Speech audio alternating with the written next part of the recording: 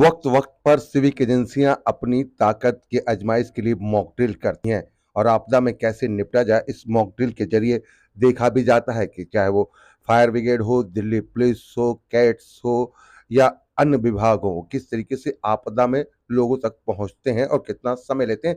इसी को लेकर ये मॉक ड्रिल करी जाती है। दिल्ली के वसंत कुंज के D6 स्थित संतुष्टि अपार्टमेंट में भी आज एक मॉक ड्रिल करी गई। जी हाँ, भूकंप के दौरान अर्थक्वेक और भूकंप जब आता है तो किस तरीके से लोग जो है इसमें इंजर्ड हो जाते हैं, डेथ हो जाती है, उसी को लेकर यहाँ पर ये मॉक ड्रिल करी गई। और उसके बाद जैसे ही इसकी सूचना मिली, सबसे पहले लोकल पुलिस जो है बसंत कुंज थाने की वो पहुंचती है। ट्रैफिक मैनेजमेंट के लिए जो ट्रैफिक इंस्पेक्टर हैं वो पहुंचते हैं और ट्रैफिक का स्टाफ पहुंचता है। फायर ब्रिगेड पहुंचता है, तो वहीं सिविल डिफेंस के जो वॉलंटियर है वो यहाँ पहुंच जाते हैं और साथ ही साथ कैट्स है वो यहाँ पर पहुंचती है। स्थिति का पूरा जायजा लिया जाता है कि किस तरीके से कितने लोग घायल हैं, कितने लोगों की डेथ हुई है, उस हिसाब से पूरी रणनीति बनाई जाती है और उनको फिर अस्पताल भेजा जाता है। लेकिन किस तरीके से यहाँ पर देखिए, खुद जो एसडीएम है वो भी यहाँ पर पहुंचे, तो पूरा एक निरीक्षण है वो यहाँ पर किया जाता है कि कई लोग इंजर्ड हैं, कितने लोग की डेथ हुई है, ये पूरी चीज़ें देखी गई और किस तरीके की जो तालमेल है, क्योंकि तालमेल होना बेहद ज़रूरी है। अगर कोई आपदा की घड़ी आती है, तो उस घड़ी में किस तरीके से जो सारी सिविक एजेंसियाँ मौके पर पहुँचती, उसकी तस्वीर यहाँ पर देखने को मिली। तस्वीरें हम आपको राजधानी दिल्ली के वसंत कुंज स्थित D6 की दिखा रहे हैं, जहाँ पर बीएसएस की तरफ से जो कर्मचारी हैं वो यहाँ पर पहुँचे, एमसीडी के कर्मचारी हैं वो यहाँ पर पहुँचे और जिस-जिस एजेंसियों को, क्योंकि इस अब जो नंबर है, क्योंकि अगर आप कोई भी आपदा के समय अगर आप कॉल करते हैं 112 पे, क्योंकि सबसे पहले अधिकतर लोग हैं 112 पे दिल्ली पुलिस को कॉल करते हैं, तो दिल्ली पुलिस के साथ-साथ बाकी जो एजेंसियाँ हैं, उनको भी इस कॉल के बारे में सूचना मिलती है और इसीलिए मौके पर जो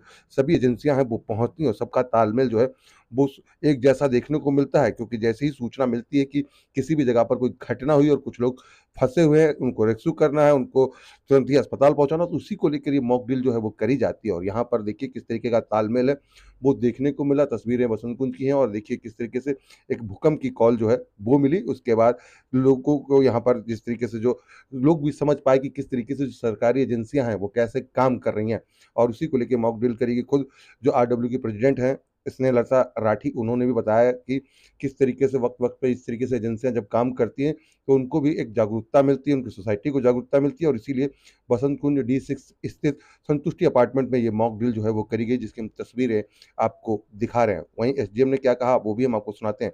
अगर ये खबर हमारी फेसबुक पर देख रहे हैं तो हमारे चैनल को फॉलो करें, अगर यूट्यूब पर देख रहे हैं तो हमारे इस चैनल को सब्सक्राइब करें। डेली हंट पर अगर आरसू न्यूज़ को देख रहे हैं तो डेली हंट पे आरसू न्यूज़ को फॉलो करें। आरसू न्यूज़ के लिए देख रहे हैं आप कैमरामैन राहुल के साथ मनोज कुमार की रिपोर्ट। आप लोगों को मिली किस तरीके से आपका जो डिपार्टमेंट है यहाँ पर मैडम पहुँचा और क्या था?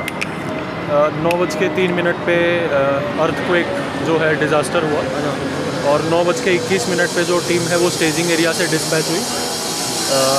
यहाँ पर संतुष्टि अपार्टमेंट वसंत कुंज में हमारे को न्यूज़ मिली थी कि यहाँ पर डैमेज हुआ है। तो यहाँ पर टीम ने पहुँच के देखा कि 16 कैजुअलिटीज़ हैं, जिसमें से 10 जो है माइनर इंजर्ड थे, 2 डेड थे, 4 मेजर इंजर्ड थे और इसके साथ साथ कुछ रबल का डैमेज हुआ जिसके लिए हमने एमसीडी को तैनात किया। साथ में बीएसीएस ने जो बिजली की फॉल्ट थी उसको चेक किया और हमारे पास जो भी उपकरण हैं सारे समय से पहुंच गए थे। 9 साढ़े 9 बजे तक हमारे उपकरण यहाँ पर फील्ड में तैनात थे। तो डिपार्टमेंट का तालमेल कैसा रहा, चाहे वो दिल्ली पुलिस हो, फायर हो, कैट्स हो, किस टाइम पे पहुँच गए सब लोग? जी बिल्कुल एक्सीलेंट तालमेल रहा। जैसे ही डिज़ास्टर की कॉल आई तो उसके 10 से 15 मिनट के अंदर अंदर सभी डिपार्टमेंट्स ने कॉल को आंसर किया और सभी जैसे ही डेप्यूटी इंसिडेंट कमांडर यहाँ पर पहुँचे हैं तो उनके साथ साथ सभी डिपार्टमेंट्स भी पहुँच गए और एक्सीलेंट सर्विस कोऑर्डिनेशन है। तो अच्छे से हमने डिज़ास्टर को इसको हैंडल किया है और जितनी भी कैजुअलिटीज़ थी उनको डिस्पैच कर दिया गया है, सबको रेस्क्यू कर लिया गया है जो ट्रैप्ड थे और अभी जो बाकी जो भी रबल वगैरह गिरा हुआ था उसको भी एमसीडी ने हटाने का काम जो है वो कर दिया है। सर क्या आगे भी इस तरीके से जो अभियान है चलता रहेगा समय समय पर? ज़रूर जी, अभियान तो ये जो एनडीएमए की स्टेट लेवल ड्रिल है तो इसी तरह से जब भी ज़रूरत होती है और उसकी प्रिपेयर्डनेस के लिए, डिज़ास्टर तो बिना देखे और बिना बताए आता है, तो उसकी प्रिपेयर्डनेस के लिए ये ड्रिल्स हम टाइम टू टाइम कराते रहते हैं ताकि सभी डिपार्टमेंट्स में तालमेल बना रहे और जो है इसी कोऑर्डिनेशन के साथ और इसी स्पीड से एक्शन आगे भी लिया जा सके जब वाकई में कोई आपदा आए। सिविक एजेंसियाँ पहुँची क्योंकि अर्थक्वेक आया, किस तरीके से देखती हैं सभी डिपार्टमेंट को, किस तरीके से टाइम से पहुँचे, कैसे क्या था? नहीं, आज जब डिज़ास्टर कॉल हुआ उसके बाद एजेंसीज़ बिल्कुल राइट टाइम पे बहुत प्रॉपर कोऑर्डिनेटेड वे में यहाँ पे पहुँचे हैं। जितने भी डिपार्टमेंट्स हैं, बाहर का ट्रैफिक हो, चाहे हम एमसीडी हो, फायर ब्रिगेड हो, रेस्क्यू टीम्स हो, एम्बुलेंसेज हैं, सिविल डिफेंस का स्टाफ है, सब लोग यहाँ ऑन टाइम थे।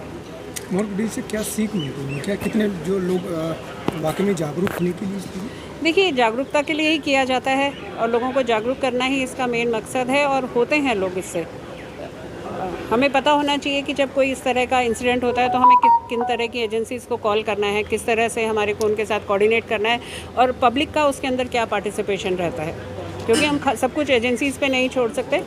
पब्लिक को भी उसके अंदर एक दूसरे की हेल्प करनी चाहिए। वो जो आज हमने यहाँ देखा कि काफ़ी लोग हमारे भी उसके अंदर इन्वॉल्व थे, गाइड करने के लिए, बताने के लिए, रास्ते बताने के लिए। तो साथ दिया। हाँ जी।